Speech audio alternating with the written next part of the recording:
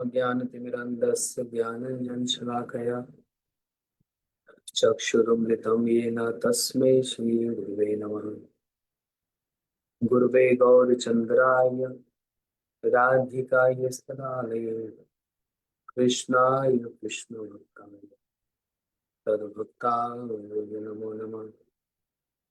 वाञ्छाकल्पतरुभ्यश्च कृपा सिन्धुभ्यैव च पतितानां पावनेभ्यो वैष्णवेभ्यो नमो नमः।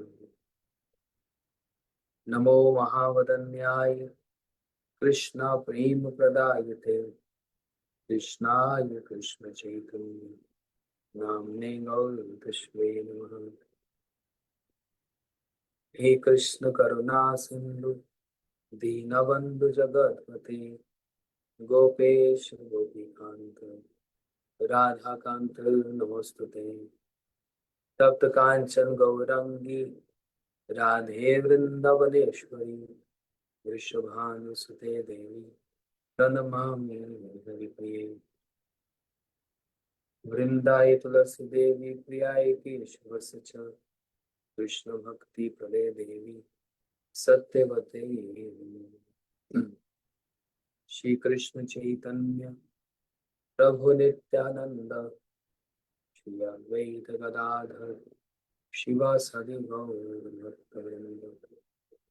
हरे कृष्ण कृष्ण कृष्ण हरे हरे हरे राम राम राम हरे हरे।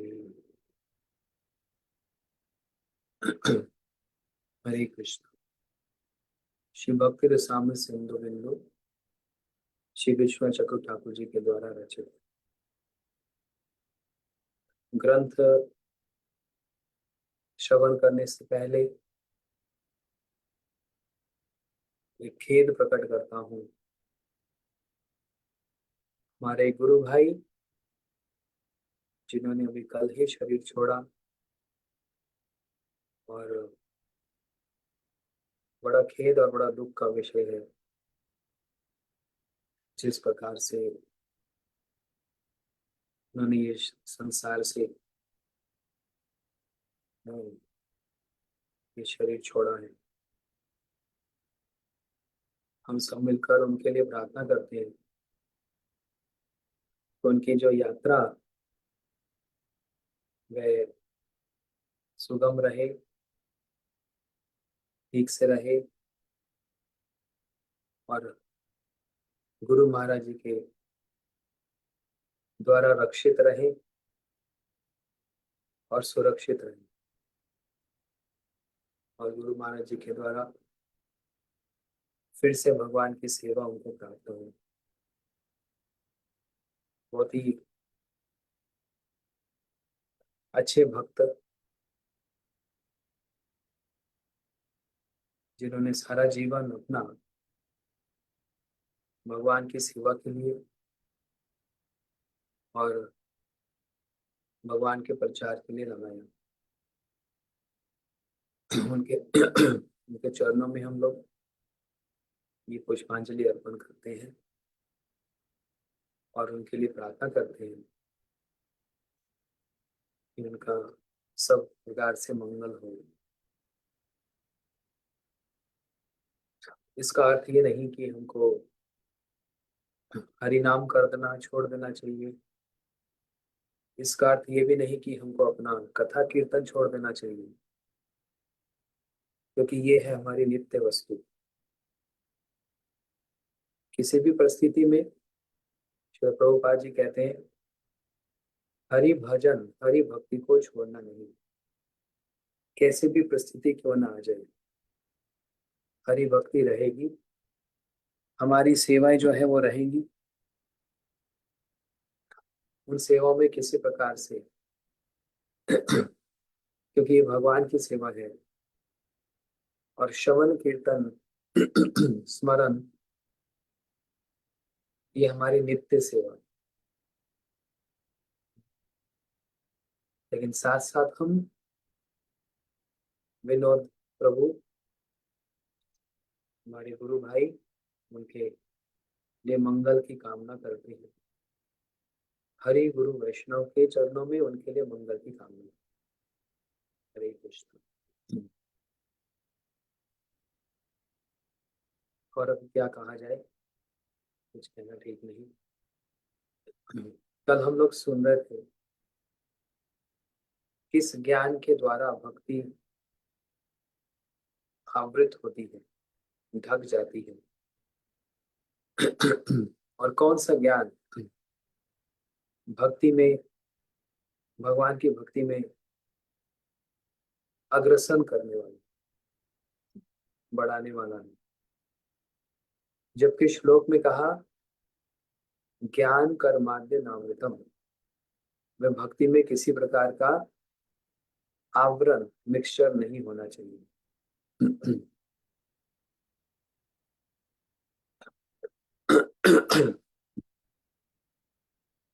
तीन प्रकार का ज्ञान बताया। एक कल हम सुन चुके हैं, त्वम पदार्थ ज्ञान। त्वम मतलब भगवान से संबंधित जो ज्ञान है वह त्वम पदार्थ है। दूसरा बतलाया है तद पदार्थ ज्ञान, ये दूसरी कैटेगरी का तद पदार्थ।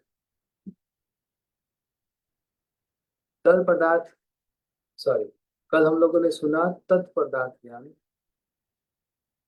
और आज हम सुनेंगे त्वम पदार्थ ज्ञान। ये दोनों जो ज्ञान है ये तो बहुत जरूरी है जानना, क्योंकि सारा सिद्धांत इसी पर ही आधारित है।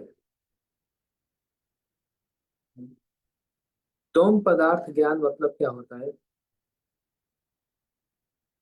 श्री कृष्ण के किरण कण स्थानीय चित्त परमाणु स्वरूप जीव है, इसको समझना। ये दूसरा ज्ञान बताया जीव ज्ञान। हम लोग जो जीवात्मा है, हम लोग कौन है? श्री कृष्ण को माना गया सूर्य के समान। सूर्य में कितनी सारी रश्मि, मतलब किरणें निकलती हैं। उन किरणों में, उन किरणों में एक किरण में छोटे छोटे कितने परमाणु दिखते हैं। ये है जीव। जीव स्वरूप है कृष्ण का नित्य दास। जीव का स्वरूप है भगवान का नित्य दास।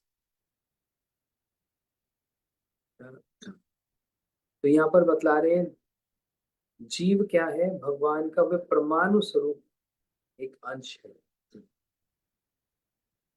श्री गीता जी में भगवान ने कहा ममे वांशो जीवलोके जीवभूत सनातन, सभी जीव मेरे ही अंश हैं। लेकिन मेरे अंश कहने का मतलब यहाँ पर एक है स्वांश और एक है विभिन्न अंश। थोड़ा सा सिद्धांतिक है, इसको समझ लेना। भगवान से जो अवतार समूह परिकर अवतार निकलते हैं वे स्वांश हैं, और जो जीव हैं ये विभिन्न अंश हैं। तो हम लोग भगवान के अंश, लेकिन डायरेक्ट भगवान से प्रकट नहीं होते। भगवान की तटस्थ शक्ति से हमारा प्रकट है।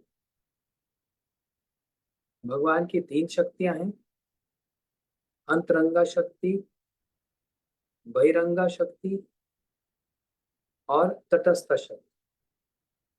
अंतरंगा शक्ति मतलब जो दिव्य धाम में श्री राधा जी के अनुगत में इत्यादि, ये सब अंतरंग शक्ति है। बहिरंगा शक्ति मतलब जो माया है, आउटसाइड एक्सटर्नल एनर्जी, वो है माया। लेकिन जीव क्या है? तटस्थ। तट का मतलब होता है सी शोर, बैंक, समुद्र का जो बीच होता है जैसे।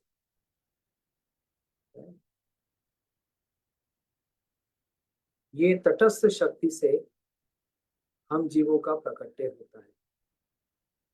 लेकिन वो शक्ति किसकी है? भगवान की ही है। इसलिए हम भगवान के अंश करेंगे, लेकिन डायरेक्ट नहीं, उनकी शक्ति से हमारा प्रकट हुआ है, इसलिए तटस्थ शक्ति।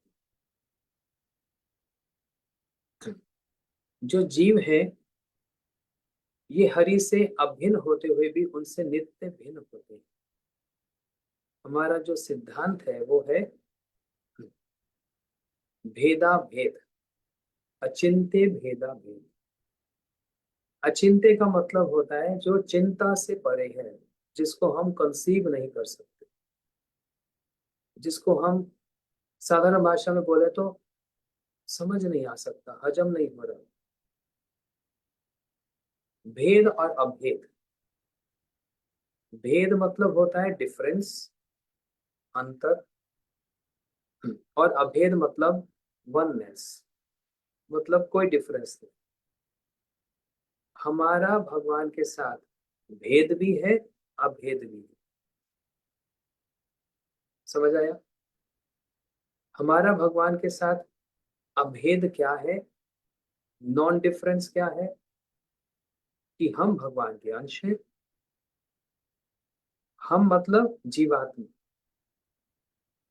समझे? भगवान सच्चिदानंद है, जीव भी भगवान का अंश है, वे भी सनातन है। जैसे भगवान सनातन है, जीव भी सनातन है। ये तो हुआ अभेद। लेकिन फिर एक है भेद। डिफरेंस क्या है? भेद डिफरेंस वो है, जैसे बताया, सूर्य वो कृष्ण है, उनमें से अनगिनत किरणें निकलती हैं, उन अनगिनत किरणों में से अनगिनत इनफाइनाइट जो परमाणु है उसमें से एक हम।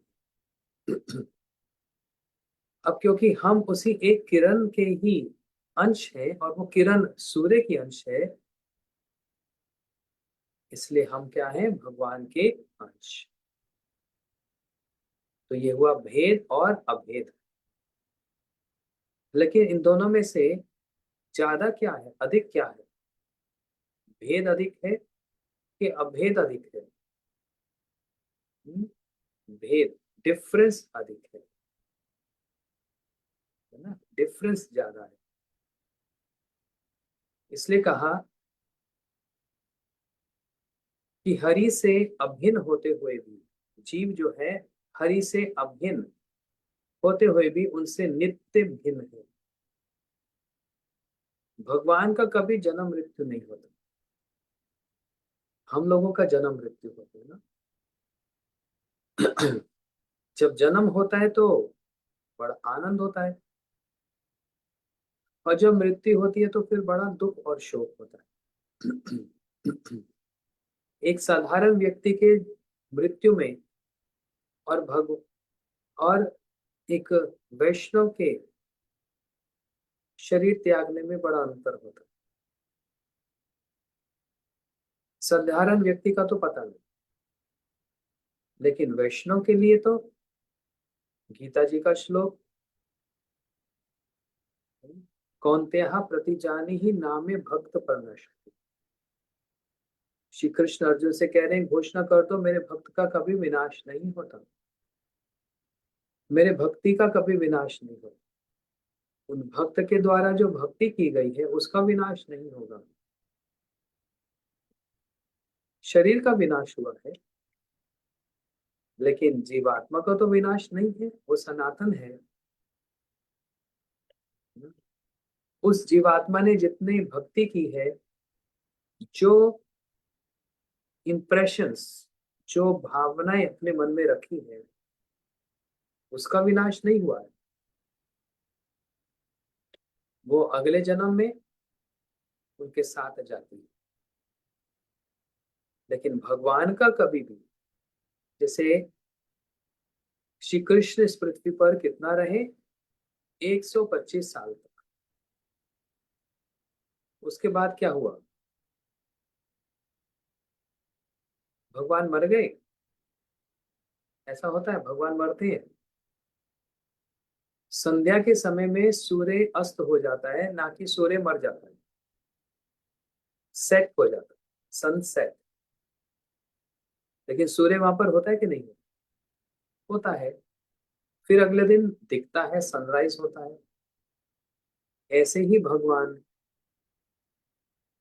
इस पृथ्वी से 125 साल रहे और चले गए।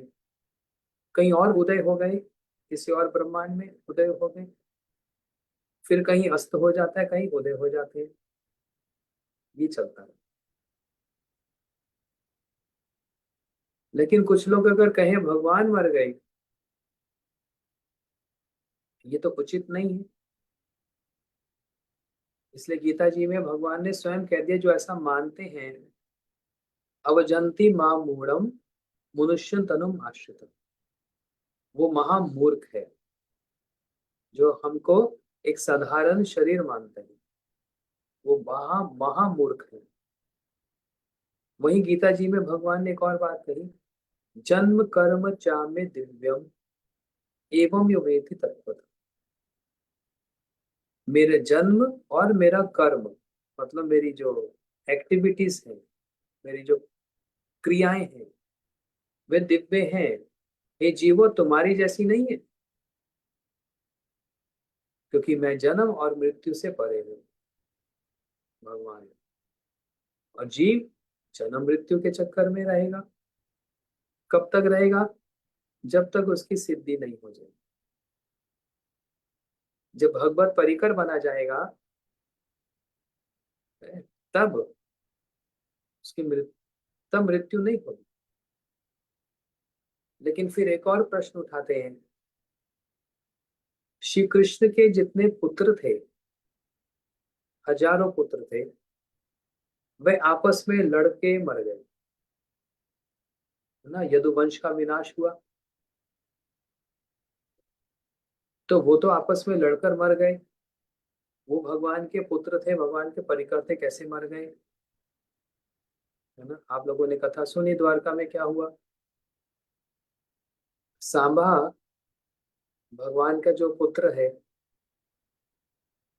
सारे भाइयों ने मिलकर सांबा को साड़ी पहना दी और पेट में कपड़ा लगा दिया और ऋषि के पास आए और आकर कहने लगे, देखो ये कन्या है, गर्भवती है, प्रेग्नेंट है। तो ऋषि बताइए, इनको पुत्र होगा कि पुत्री होगी? इन लोगों ने परिहास किया, मजाक उड़ाया एक ऋषि का, है ना? एक लड़का को प्रेग्नेंट करके प्रश्न पूछा गया, बताओ ये लड़का होगा कि लड़की होगी? तो ऋषि तो अंतर्यामी, वे देख के समझ गए और उन्होंने शाप दे दिया। बोलते ना पुत्र होगा न कन्या होगी, मूसल होगा। एक ऐसा लोहे का एक, और यही यदुवंश का विनाश करेगा। ये सारे घबरा गए, क्योंकि ब्राह्मण का शाप, ऋषि का शाप कभी व्यर्थ नहीं जाता। अब भयभीत भी हो गए कि अब पिताजी कृष्ण को कैसे कहें। तो उग्रसेन महाराज को कह दिया। कभी बातें कुछ पिता को नहीं कही जाती, दादाजी को कह दी जाती, आप संभालो स्थिति को। उग्रसेन महाराज ने कहा, ये जो मुसल है इसको घिस दो, अच्छे से घिस दो, इसको रब कर दो। तो ये लोग समुद्र के पास गए, इसको घिस दिया, अच्छे से घिस दिया। और ये तो और ज्यादा स्प्रेड हो गया जैसे वायरस की तरह। इसी को अस्त्र शस्त्र बनाकर ये सारे आपस में ही लड़ने लग गए, यदुवंशी, और एक दूसरे को मार काट करने लग गए। सारे मर गए। अब ये मर गए नहीं। हमारे आचार्य विष्णु चक्रु ठाकुर जी और हमारे और आचार्य बतलाते हैं, नहीं, ये भगवान की अपनी द्वारा रची हुई लीला है। इसलिए जन्म कर्म चाम्य दिव्यम, ये उनकी जो क्रिया है, स्वयं भगवान ने स्वयं ऐसे रची। क्यों रची ऐसी लीला? श्री कृष्ण जानते हैं कि मैं बहुत शीघ्र ही इस पृथ्वी से जाने वाला हूं, और मेरे विरह में मेरे जो पुत्र हैं इतने सारे, जो पौत्र हैं, मेरे वीरे में तो ये तांडव कर बैठेंगे, बड़े अग्रेसिव हो जाएंगे। इसलिए अपने जाने से पहले इनको ही मैं निज धाम, नित्य धाम में स्थित कर दूं, और फिर मैं पीछे से आऊंगा। क्योंकि इनको यदि पता लग गया मैंने शरीर छोड़ दिया, मैंने इस पृथ्वी को छोड़ दिया, सॉरी, तो ये तो भीड़ में पागल हो जाएंगे, तो तबाही मचा देंगे लोग। इसलिए श्री कृष्ण ने ये लीला रची, उनकी इच्छा से ही ऐसा हुआ। और यदुवंशी एक दूसरे को मार मार के मरे नहीं, नित्य धाम द्वारका में पहुंच गए। और फिर पीछे से श्री कृष्ण वहां पर आए। इसलिए भगवान और उनके परिकर के जन्म और मृत्यु नहीं है, उनका जन्म कर्म दोनों दिव्य है। समझे बात को? इसलिए जीव अनु चैतन्य, भगवान विभु चैतन्य। जीव और भगवान में अंतर क्या है? भगवान विभु है, मतलब बृहद, बड़े हैं। और जीव क्या है? एक तिनका छोटा सा। लेकिन अकड़ देखो जीव की कैसी, भगवान के साथ बराबरी करने का प्रयास करते है ना। ये तो वही बात हो गई, एक हाथी के सामने एक छोटा सा चूहा भी ऐसे हाथ करके खड़ा हो जाए, है ना? कि मेरा भी कोई अस्तित्व है, मेरी भी कोई पर्सनालिटी है, और हाथी उसका बुरा नहीं मानता, है ना। हमारे शिला भक्ति विज्ञान भारती महाराज जी कथा सुनाते हैं, जगन्नाथपुरी में उन दिनों में राजा का हाथी जगन्नाथ जी के मंदिर के बाहर खड़े रहते। हाथी, असली वाला हाथी, और वो गन्ना खाता। और जगन्नाथपुरी में जो सांड होता है, सांड मतलब बुल, उनकी हाइट बिल्कुल छोटी छोटी होती है, एक अलग ही ब्रीड है, एकदम छोटे से लगते हैं से। वो हाथी के मुंह से गन्ना खींचता है, क्योंकि जो सांड होता है बुल, वो भी बहुत शक्तिशाली होता है, लेकिन अपने एरिया तक ही शक्तिशाली होता है। हाथी के सामने भिड़ सकता है? हाथी उसको एक पैर मारेगा तो गिर पड़ेगा दूर जाकर। लेकिन वो सांड हाथी के मुंह से गन्ना खींचता है, हाथी उसका बुरा नहीं मानता। क्यों? अरे इससे क्या लड़ना, है ना। छोटे व्यक्ति व्यक्ति के साथ लड़ने में भी तो बेइज्जती होती है, इंसल्ट होती है ना। लड़ा जाता है अपने बराबरी के साथ। भगवान विभु है, और जीव क्या है? अनु, छोटा सा तिनका। भगवान और जीव की कभी बराबरी हो सकती है? इसलिए हमारे शिल प्रभुपाद जी कहते हैं, if Krishna wants to give you with his two big hands, how much can you grab with two tiny hands. अगर भगवान चप्पर फाड़ के कुछ आपको देना चाहते अपने हाथों से, तो सोचो भगवान के हाथ कितने बड़े होंगे। और जीव अपने छोटे से हाथों से कितना ले सकता है? छोटे छोटे हाथों से कितना ले पाएगा? कुछ भी नहीं। और दूसरी बात बताते हैं, if Krishna wants to take away from his two big from his two big hands, how much can you retaliate और fight with two tiny hands.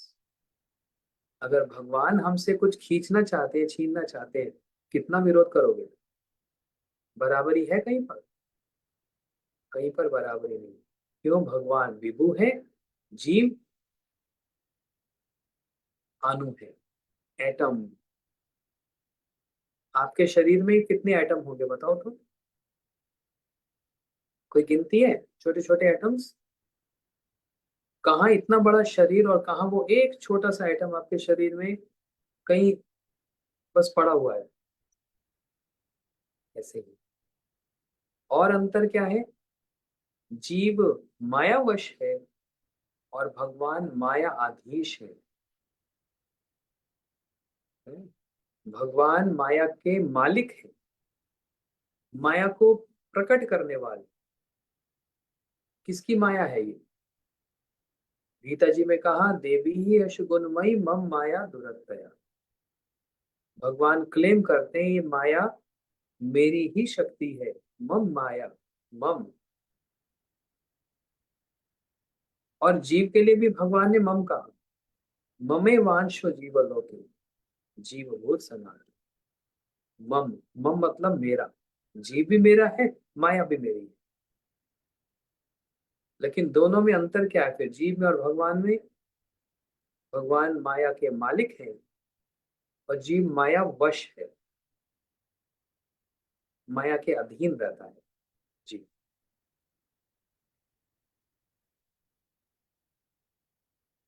आगे बतला रहे हैं, मुक्त अवस्था में भी जीव यदि मुक्त भी हो जाए, उस स्थिति में भी वह माया के अधीन होने योग्य होता है। इस सिद्धांत को समझ लो। जीव मुक्त भी हो जाए, लिबरेटेड हो जाए, तब भी उसका जो एक टेंडेंसी, उसका एक जो स्वभाव है, वो है तटस्थ, न्यूट्रल। उस मुक्त अवस्था में भी वो जीव है, माया के अधीन होने योग्य रहता है। ये नहीं कि वो माया में होता है, ये दो अलग अलग बातें हैं। मैं ये नहीं कह रहा कि वो माया में होता है मुक्त अवस्था में। अरे जब मुक्त हो गया तो फिर माया कहाँ से आ गई? लेकिन उस स्थिति में भी वो माया के अधीन होने योग्य रहता है, कभी भी वो माया में हो सकता है। ये अंतर बतना है। ये सारा ज्ञान क्या है? एक तो सुना था तत्पदार्थ, ये है तुम पदार्थ। भगवान कौन है, जीव कौन है? और बतलाओ, और क्या कह रहे हैं? जीव ज्ञान स्वरूप है और ज्ञाता स्वरूप है। उसमें कर्तव्य भी है, किंतु फिर भी वह अनुचित है। जीव के अंदर कॉन्शियसनेस है, वो हर चीज को परसीव कर सकता है, उसमें ज्ञान है और ज्ञाता भी है, परसीव भी कर सकता है। जीवा can also perceive, can also conceive, but still फिर भी वो कैसा है? अनुचित है तो चित। चित मतलब ट्रांसडेंटल, लेकिन अणु है, वेरी माइन्यूट, छोटा सा है, एटम की तरह।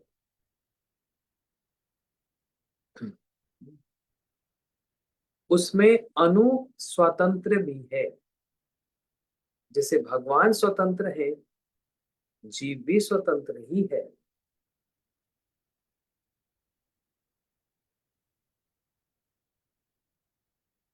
अब क्योंकि वो स्वतंत्र है जीव, इसलिए वह भगवान का नित्य दास है। Jiva is eternal servant of Krishna. Vishnu चक्रु ठाकुर ये कह रहे हैं, उसका नित्य पृथक अस्तित्व भी है, अर्थात वह परतंत्र स्वतंत्र है। जीव का एक अपना भी अस्तित्व है, एक अपनी आइडेंटिटी है। ये नहीं कि जैसे, इस एग्जाम्पल को समझ लो,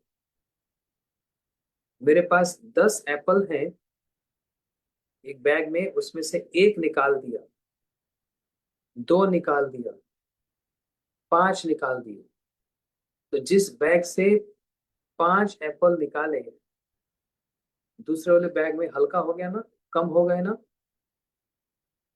तो कोई ये ना सोचे भगवान के अंदर से इतने सारे जीव निकल आए तो भगवान के अंदर कमी हो गई, कोई उनके अंदर कोई डिडक्शन हो गया। नहीं, इतने सारे जीव होने पर भी भगवान पूर्ण ही रहेंगे।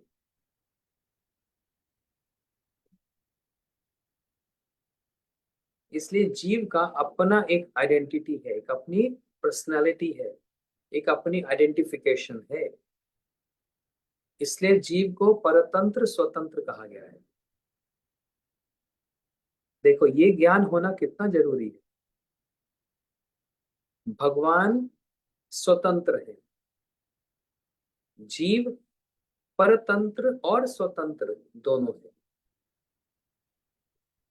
What that means, Krishna is independent whereas jiva is dependent and independent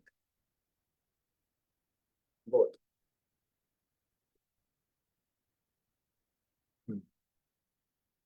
भगवान स्वतंत्र रहते हैं।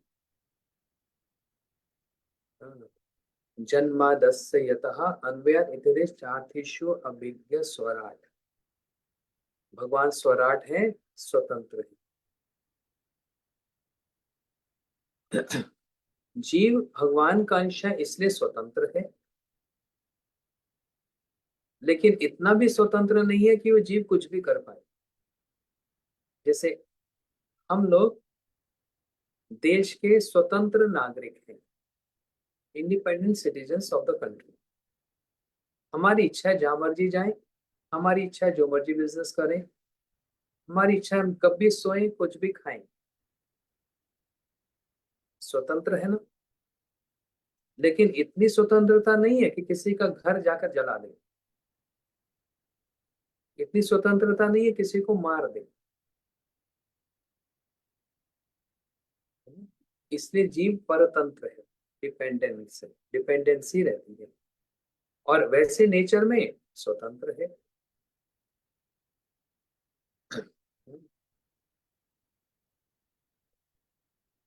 जीव कृष्ण की तटस्थ शक्ति का परिणाम होने के कारण श्री कृष्ण से उसका अचिंत्य भेदाभेद संबंध है। ये हम पहले डिस्कस कर चुके हैं। भगवान के साथ भेद भी है और अभेद भी है। इसके अतिरिक्त, इसके साथ साथ भगवान का अंश होने के कारण भगवत सेवा की वृत्ति उनके स्वरूप में ही अवस्थित होने के कारण कृष्ण से जीव का नित्य सेव्य सेवक संबंध भी है। क्या कह रहे हैं? बहुत इंपॉर्टेंट पॉइंट है जीव के स्वरूप को लेकर। बोलते भगवान की सेवा करने की जो टेंडेंसी है, जो वृत्ति है, वो जीव के अंदर इनहेरेंट है।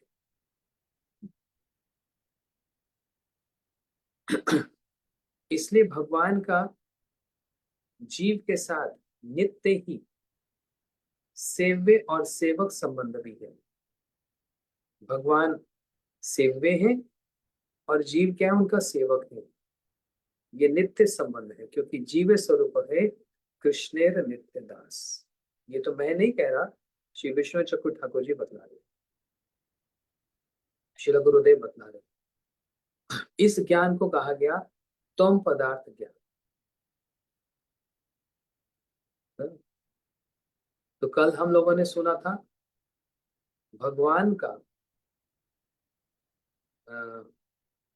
तद पदार्थ ज्ञान, श्री कृष्ण कौन है। आज हम लोग सुन रहे हैं तम पदार्थ का ज्ञान, जीव कौन है। मेरी सभी भक्तों से प्रार्थना है कि ये जो हम लोगों ने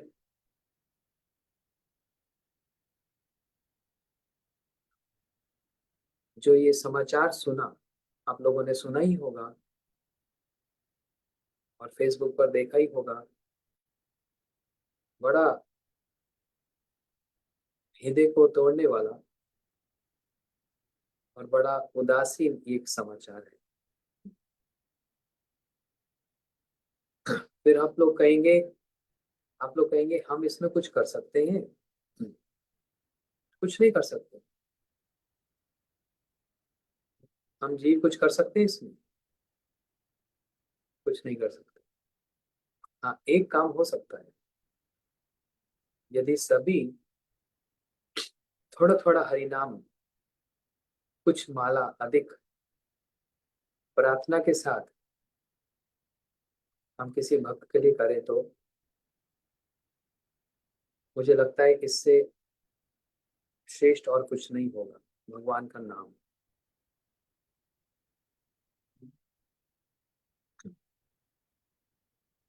मैं कथा तो कर रहा हूं लेकिन ध्यान बार बार उस तरफ जा रहा है,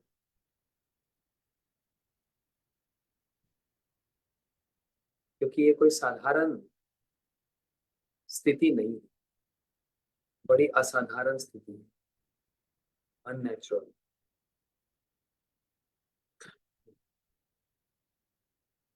हमारे गुरु महाराज जी से दीक्षा हुई, बहुत पुरानी बात है, 98 गुरु महाराज से दीक्षा हुई। और तभी से ही फिर गोवर्धन राधा कुंड में ही वास करना। और कार्तिक महीने में विशेष करके पूरे गोवर्धन की 2 बार परिक्रमा कर, कोई तो एक भी नहीं कर पाता, किसी को तो 3 दिन लग जाते हैं एक पूरी परिक्रमा करने। और ये विनोद प्रभु एक दिन में 2 परिक्रमा करते थे गोवर्धन की। और ऐसे नहीं कि घूमने के लिए बातें करते करते परिक्रमा, हरिनाम करते हुए परिक्रमा। अच्छा, कथा भी करते थे, बहुत से भक्तों को कथा सुनाते थे। बहुत सारे लोग इनके सुंदर कथा और इनके स्वभाव को लेकर आकर्षित हो जाते थे। लेकिन देखो समय और काल की कैसी स्थिति, कोई काल से बच नहीं सकता, कोई समय से बच नहीं सकता।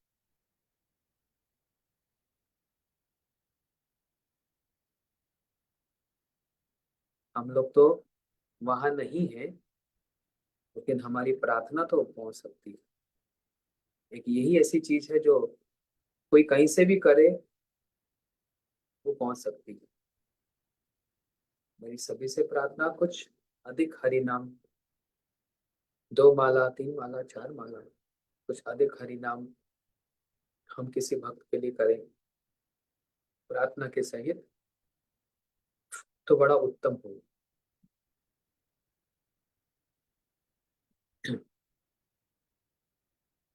तो 2 प्रकार का ज्ञान हमने सुना, ये भक्ति को आवृत नहीं करता, भक्ति को ढकता नहीं।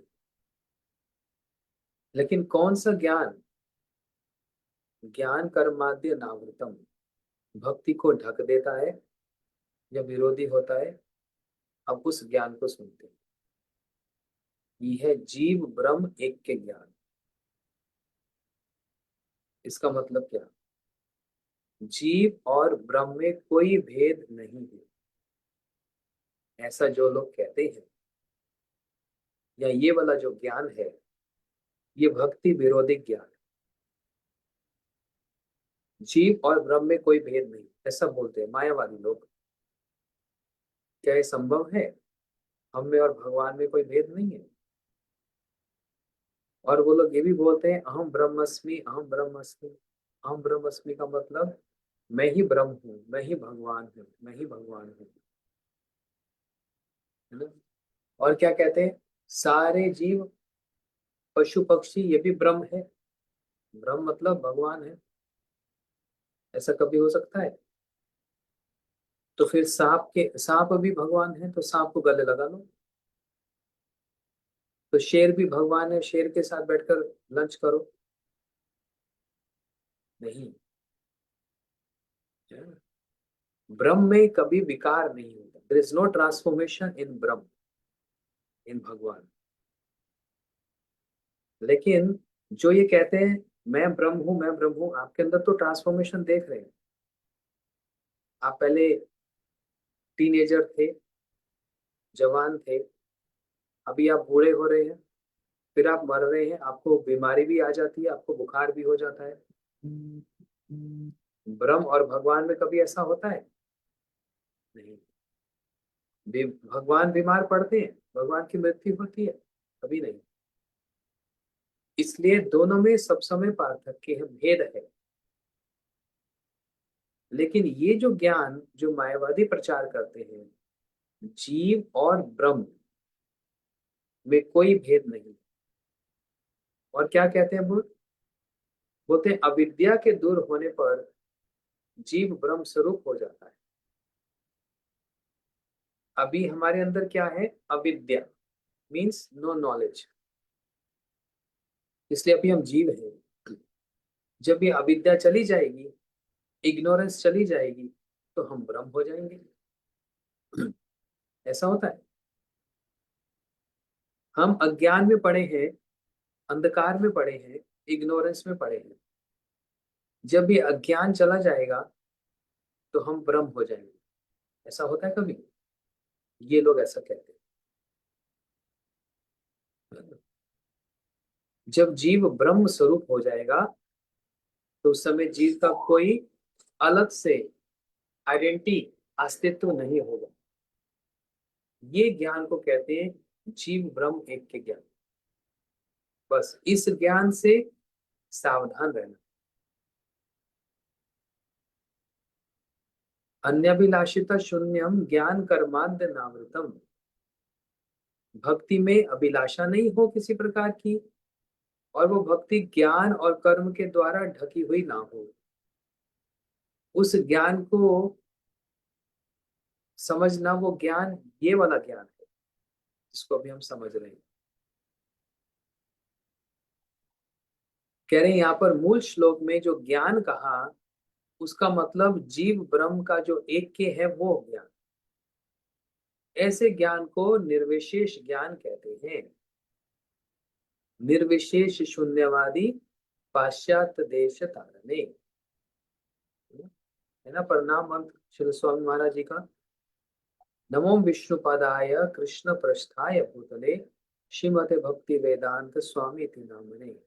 नमस्ते सरस्वती देवे गौरवाणी प्रचारणे निर्विशेष शून्यवादी पाश्चात्य देश। श्री स्वामी महाराज श्री प्रभुपाद जी ने ऐसे निर्विशेष ज्ञान को, मायावाद को खंडित किया, डिस्ट्रॉय किया। इस ज्ञान को निर्विशेष ज्ञान कहते हैं। ये ज्ञान भक्ति का विरोधी होता है, टोटली अगेंस्ट। भक्ति का ज्ञान ये ज्ञान कहता है कि हम भगवान के अंश हैं, भगवान की सेवा हमको करनी। निर्विशेष ज्ञान ये कहता है कि हम कोई अलग नहीं, हम ही भगवान हैं। अभी अविद्या ने हमको ढक दिया है, जब अविद्या दूर हो जाएगी हम ब्रह्म हो जाएंगे, हम पर ब्रह्म हो जाएंगे। ये भक्ति का विरोधी ज्ञान है। भक्ति में प्रवेश करने के समय जो ऊपर वाले दो ज्ञान की बात कही गई है, वो होना बहुत आवश्यक है। तम पदार्थ और तद पदार्थ ज्ञान, ये होना तो बहुत जरूरी है, नहीं तो भक्ति आगे बढ़ेगी नहीं। हम जीव कौन है, भगवान कौन है, ये जानना तो बड़ा आवश्यक है। किंतु भक्ति में प्रवेश करने पर ज्ञान मिश्र भक्ति को भी बाह्य बतलाकर उसे भी त्याग करने की बात कही। जिसको भक्ति में प्रवेश करना है उसको इस ज्ञान से सावधान होकर रहना पड़ेगा, नहीं तो भक्ति में बाधा है ही नहीं।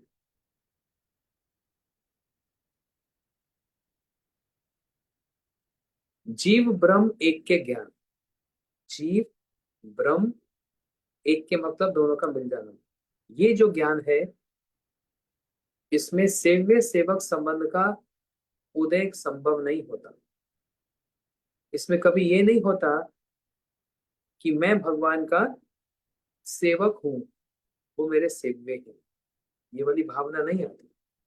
क्या भावना आती है? अरे मैं ही तो ईश्वर हूँ, मैं ही ब्रह्म हूँ। हाँ अभी पता नहीं लग रहा, बाद में पता लग जाएगा। ऐसा होता है। अभी मेरे को पता नहीं लग रहा मैं भगवान हूँ, लेकिन बाद में हाँ पता लग जाएगा मैं ईश्वर हूँ, मैं ब्रह्म हूँ। ये सेव्य सेवक भाव ही भक्ति का प्राण है। हमारा भगवान के साथ जो संबंध है वो सेवा का संबंध है। ये भक्ति का प्राण है, भक्ति का बेस है, ये भक्ति का एंट्रेंस है।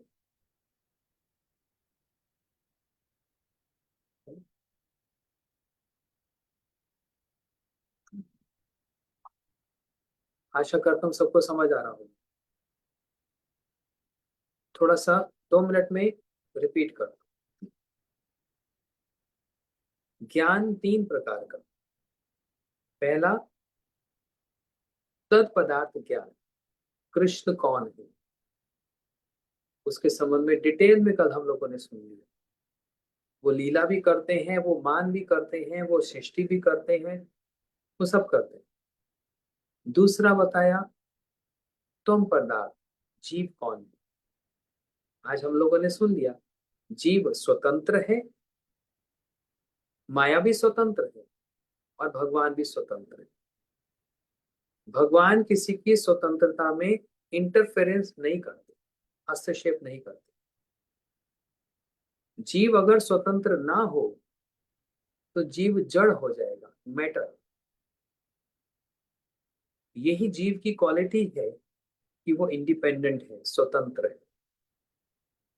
लेकिन उसकी स्वतंत्रता एक दायरा है उसका। जैसे कभी देखो, घोड़े को रस्सी से बांध देते हैं, अब वो रस्सी जितनी लंबी होगी घोड़ा दौड़ता है, लेकिन उस बाउंड्री से बाहर घोड़ा नहीं जा सकता क्योंकि रस्सी से बंधा है। ऐसे ही हम लोग त्रिगुणात्मक, सतोगुण, रजोगुण और तमोगुण, जीव ये 3 रस्सी से बंधा हुआ है। घोड़ा स्वतंत्र है ना, घोड़ा चाहे तो किस दिशा में कितना दूर दौड़ सकता है, कोई रोकने वाला नहीं। लेकिन अगर उसको रस्सी से बांध दिया जाए तो उसका एक निर्धारित हो जाता है, एक एरिया फिक्स्ड हो जाता है उसके लिए।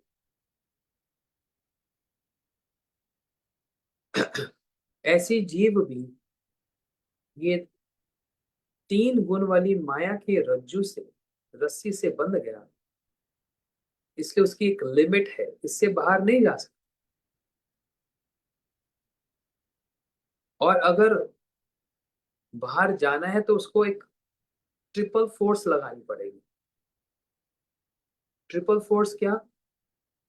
हरि, गुरु, वैष्णव, इन तीनों की सेवा। डबल फोर्स नहीं, ट्रिपल फोर्स। हरि, गुरु और वैष्णव की सेवा करेगा तो उस दिशा को क्रॉस करता हुआ, उस बाउंड्रीज को पार करता हुआ वो जीव मुक्त अवस्था तक पहुंच जाए। और जब मुक्त हो जाएगा तो स्वतंत्र तो है, लेकिन उस समय फिर वो अंतरंग शक्ति के परतंत्र हो जाए, इटर्नल एनर्जी के अंडर रहेगा है। और अभी क्या है? एक्सटर्नल एनर्जी, माया के अधीन है। उस समय अंतरंग शक्ति के अधीन होगा, कहीं ना कहीं अधीन तो होना ही पड़ेगा उसको। लेकिन वहां पर तो आनंद है। किस बात का आनंद है? भगवान की सेवा। लेकिन ये जो मायावाद का जो प्रचार है, जीव ब्रह्म के अंतर मिल जाएगा और क्या हो जाएगा? स्वयं ब्रह्म ही हो जाएगा। इसका मतलब क्या हुआ? भगवान आनंद है, जीव उस आनंद में ही आनंद बन गया। आनंद का स्वाद नहीं ले पा रहा, लेकिन आनंद ही बन गया। जैसे एक छोटी सी चींटी है, मधु, हनी के अंदर चली जाती है, शहद की बोतल के अंदर चली जाती है, तो वो चींटी शहद ही बन जाती है, स्वाद ही नहीं ले पाती, उसी के अंदर मर जाती है, चिपक जाती है, मर जाती है। तो वो स्वाद ले पाई मधु का? नहीं। ऐसे ही जीव जो ब्रह्म के अंदर मर्ज हो जाता है तो आनंद के अंदर आनंद ही हो जाता है, आनंद का स्वाद नहीं लेता, मतलब सेवा ही नहीं कर पाता। भगवान के अंदर मर्ज हो गया तो सेवा तो रही नहीं। एक और उदाहरण से इसको समझते हैं। एक माता गर्भवती है, प्रेग्नेंट है, 6 महीना हो गया उसको। अब बेचारी इतनी एक्साइटेड है, प्रतीक्षा करती है, मेरा बच्चा कब होगा, मेरा बच्चा कब होगा। मेरा बच्चा होगा तो बच्चे को स्नान कराऊंगी, उसके मल मूत्र को साफ करूंगी, उसको नए नए वस्त्र पहनाऊंगी, उसके साथ बातें करूंगी, दूध पिलाऊंगी। ये सारी उसके अंदर एक्साइटमेंट होती है। बच्चा कहाँ है? माँ के पेट में, मर्ज हुआ हुआ है, मर्ज है। अब वो बच्चे का जन्म हो गया। जब जन्म हुआ तो माता को कितना सुख लगेगा ना। अब इसको स्नान कराना, खिलाना, दूध पिलाना, ये सब श्रृंगार करना सब। अब बच्चे को भी आनंद हो रहा है, माँ को भी आनंद हो रहा है। माँ क्या कर रही है? बच्चे की सेवा कर रही है। वहां पर संबंध सेवा का संबंध है। माँ को इतना आनंद हो रहा है, बच्चे को भी आनंद हो रहा है। अब अगर बच्चा कहे मेरे को आनंद में मिल जाना है, मतलब फिर मेरे को माँ के पेट में चले जाना है, तो इसमें बच्चे को सुख मिलेगा या माँ को सुख मिलेगा? दोनों को ही सुख नहीं मिलेगा, क्योंकि सुख दो में रहने में है, एक में रहने में नहीं। ये अंतर है। दो में रहने का मतलब सेव्य और सेवक, तब उसमें सुख को एक्सट्रैक्ट कर सकते हैं, उसको रेलिश कर सकते हैं, उसको आस्वादन कर सकते हैं। लेकिन सुख में ही सुख हो गए तो फिर सुख क्या भोगोगे? ये अंतर है, ये डिफरेंस है। तो आज इतना ही सुनो बस। भक्ति में दो ज्ञान फेवरेबल है, तत्पदार्थ तुम पदार्थ। लेकिन जो भक्ति का अनफेवरेबल जो ज्ञान है, वो है जीव ब्रह्म एक के ज्ञान। यही ज्ञान कर्माद्य नावलतम, ये भक्ति को ढक देता है, ये भक्ति का विरोधी है। अब भक्ति क्या है, इस विषय को कल सुनेंगे। आज यहीं पर रखेंगे। सबको हरे कृष्ण।